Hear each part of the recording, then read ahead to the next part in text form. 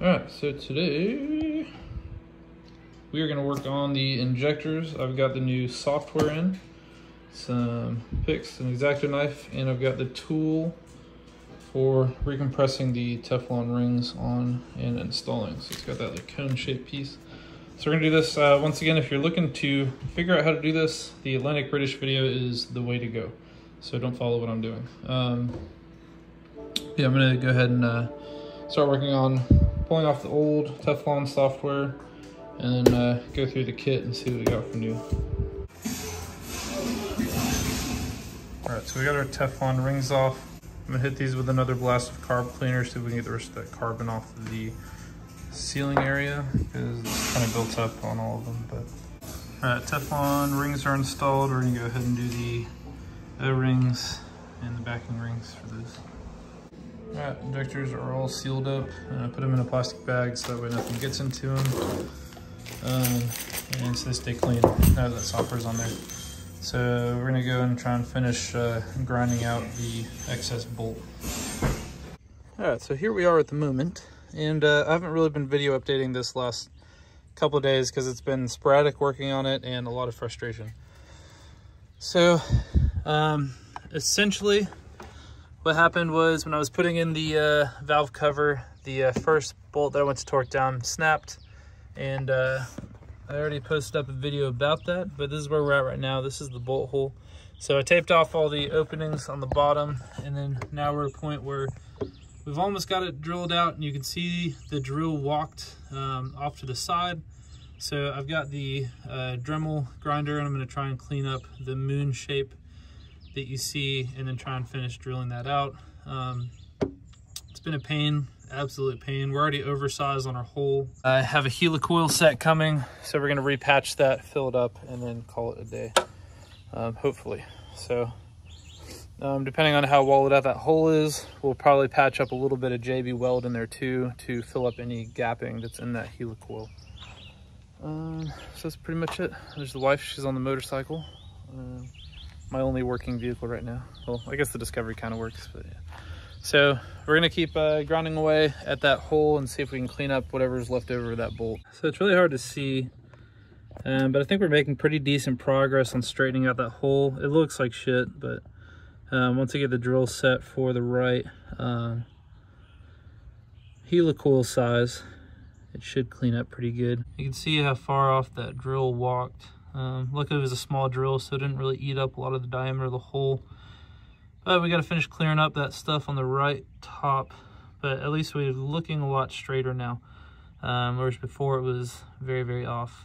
So we're gonna keep grinding at it. Looks like we're making some progress, getting some good metal removal out of there, which is good. And just keep working at it and hope that we don't do this again. So aside from the issue of having the easy out brake in there and then cause it to drill sideways, the other issue that we're having is there's so much stuff right there, even with like the body panel right there that can't be moved. It's hard to get the drill to sit straight because the drill is so big. Even if I were to remove that coolant hose, it still wouldn't help me enough because I can still move the coolant hose out of the way enough, but it doesn't help me in the fact that like it's there's too much stuff behind it that it's causing an issue to get the drill to sit straight. So that is a concern of mine. And I'm hoping it doesn't become a bigger issue, which is why I'm dremeling instead of trying to keep going at it with the drill. But we're making progress, I think. I've got some diamond bit grinders like these that we're going to use next to try and clean up a spot where I can try and tap it with the drill again. But that's where we're at right now. So. Let there be victory and failure. Victory screech! I don't know how to do it from SpongeBob. All right, so we got the rest of the bolts out finally, if my camera will focus on. All right, so I got the rest of the bolt out finally. Let's look at that hole now. I don't want to talk about it. It looks terrible. But now it's somewhat straight, which is good. Now we just need to wait for kit to come in, so that way we can get the helicoil installed and finish fixing it. So, and then hopefully not break another one. Yeah. All right, back at it with another day. I had to remove the bracket right here for that wiring harness. The drill bit for the helicoil kit is a little bit too long and bumps up against that, and I'm trying to keep it straight. So I pulled that bracket off, and it's just the bracket that holds this wiring harness right here. So we're gonna try and drill out that hole the rest of the way, tap it, and then install the helicoil set. All right, so we got the hole drilled out and helicoiled. It's about as straight as I'm gonna get it, so hopefully it works. Luckily there's some play in the seal on those, so I should be able to articulate the bolt to get it to fit. I've seen very mixed things about this on the internet, but being that this is only going to like 6 or 7 foot-pounds of torque, I'm actually doubling up the helicoil, not stacking, I'm doubling. So the hole was severely oversized, so I had to go with an M8 helicoil because it was the closest one that would fit. And then I'm going down to an M6, so I installed the M8, and then now we're installing the M6 into the M8, and that should give it more than enough strength. But it's touch and go. Like, so on like Stanley Engineering, it says it's okay in certain instances, and then there's other like forums where people are like, oh, you can't do that and stuff like that. So it's I guess a somewhat common repair for an oversized hole or an off-center hole. So that's the route we're going. I don't really have another option. I'm not taking the head out, any of that stuff. So this is what's going to fix it. If it was a more important, I wouldn't say more important, but if it was a part that saw a lot of pressure, or something that was a little bit more dangerous, I would definitely go with a better fix. I would go with a much better fix, but this is gonna go, this will ride for a 6 foot-pound, 7 foot-pound torque, probably up to more than that. So that's where we're at right now. So I'm gonna go ahead and install the M6 into the M8, and then we're gonna go ahead and try and clean this up, make sure there's no metal chips in any of the holes or anything like that. We're gonna get down with the magnet, clean up the valve cover gasket again, get rid of all the tape residue and everything, and then we'll try and reinstall that valve cover successfully this time.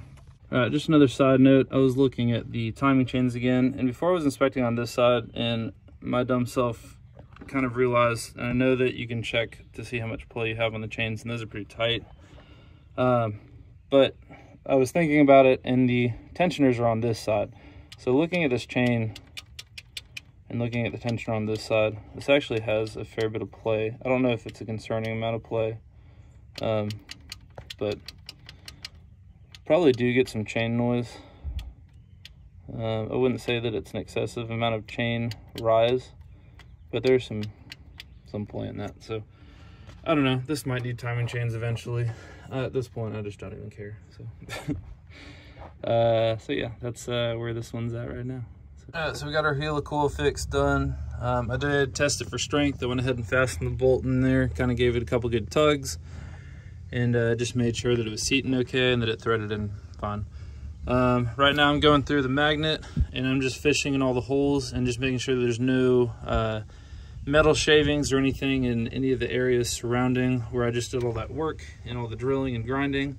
So we're just making sure that everything's clean and good to go. I think we're officially ready to install our valve cover. We're gonna obviously do the valve cover first, torque everything down, and then we'll work on, I think we're gonna do the battery tray and the plastic cover in the back last, or semi-last. It's gonna make it a lot easier to get to all the electrical connectors with that stuff gone. But let's go ahead and get this valve cover back on and cross our fingers that we don't mess anything else up. So, also on another side note, I was just looking at some more research on those timing chains, and a lot of people check them right here for play, not over on this side. So I don't know. Still, I don't think that's enough play to be super concerned about yet. But over on this side, there's no play at all. So that could mean 100 different things. I don't really know. And I think without taking the valve, and I think without taking the timing cover off and really getting into it, there's no real way of telling. Right now I'm calling it good. It's just not something I want to worry about right now. But All right, we just added our fastener back in here. I used the same one that I tested over here, so I know that that one works. We're gonna go ahead and lay this sucker back down and try and button it up. One thing I am gonna do really quick is the camshaft. I'm gonna wipe that down really quick, but I'm actually gonna touch it with a little bit of oil. You can see from it sitting, it's got a little bit of rust, just surface rust building up on it. Nothing bad, but we're gonna hit it with a little oil just so that way it stays nice and clean. All right, here we are for round 2. Gonna go ahead and set a couple of those bolts to make sure that everything's lined up, and then we'll start torquing them down. I'm pretty sure my torque wrench is broken, which is probably why that over torqued. So I'm gonna go with a good old fashioned hand torque and give it the good old just enough. All right, so I've got the first 2 bolts kind of tightened down. So the left one is the one that stripped already, and the right one is the second bolt in the fastening order. I have it tightened down just by hand, giving it just a little bit of a twist. And then what I'm doing is I'm checking, I'll show you on this one, these washers to see if there's play. And once it fastens down to where there's no play in these washers, then I'm stopping. And what I'm gonna go back through and just give it a little bit more of a turn, just to make sure that it squeezes after all of them are fastened down. So far everything's lining up pretty good. We're gonna follow the torque pattern. I will tell you, I'm absolutely sweating and I'm super nervous doing this. And it's surely just one of those things that, like, I already messed it up once and I just know the fragility of the situation, and it's just, it's got me nervous. So I hate it, but it's just one of those things that once you break it, you don't want to do it again. Valve cover is in. No more broken bolts yet. I was able to go around, I followed the torque rotation. I did it by hand until I just got to a point where I was comfortable stopping. The gasket is compressed, so it's it should be good to go.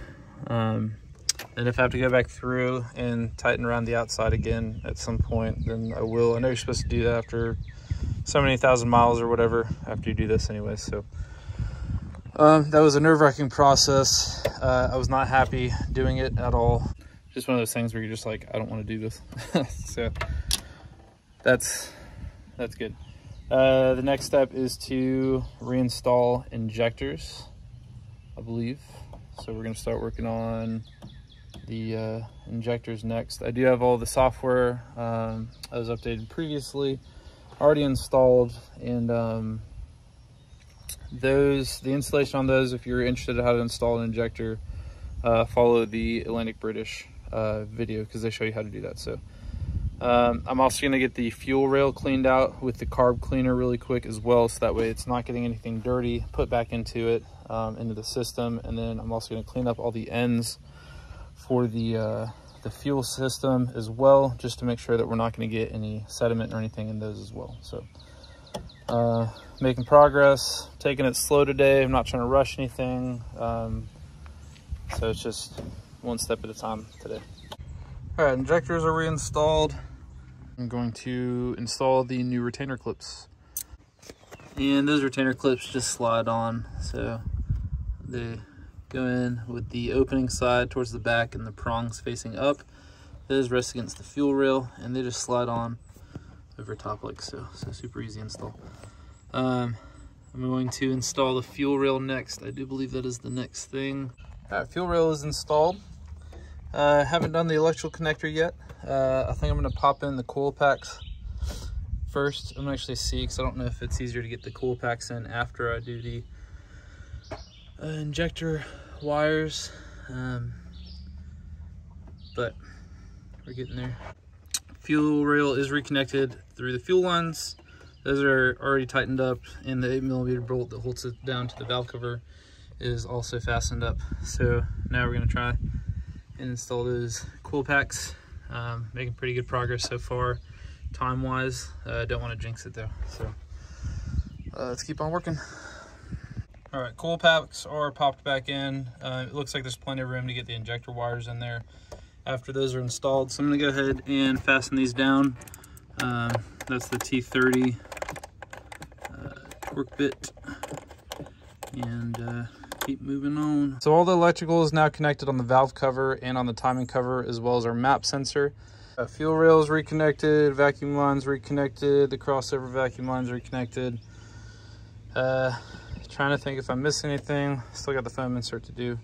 All right, so battery tray is reinstalled. There's a little bracket I got to put in for this wiring harness here still. The intake is reinstalled, and I've still got to do the back cabin filter. I think that's cabin air filter, I'm pretty sure. But I got to get that filter reinstalled as well. We're doing the oil change now. Everything's back together except for the oil filter cap. So I'm draining oil now, and then we'll top it back off, get her ready to run. We're running again.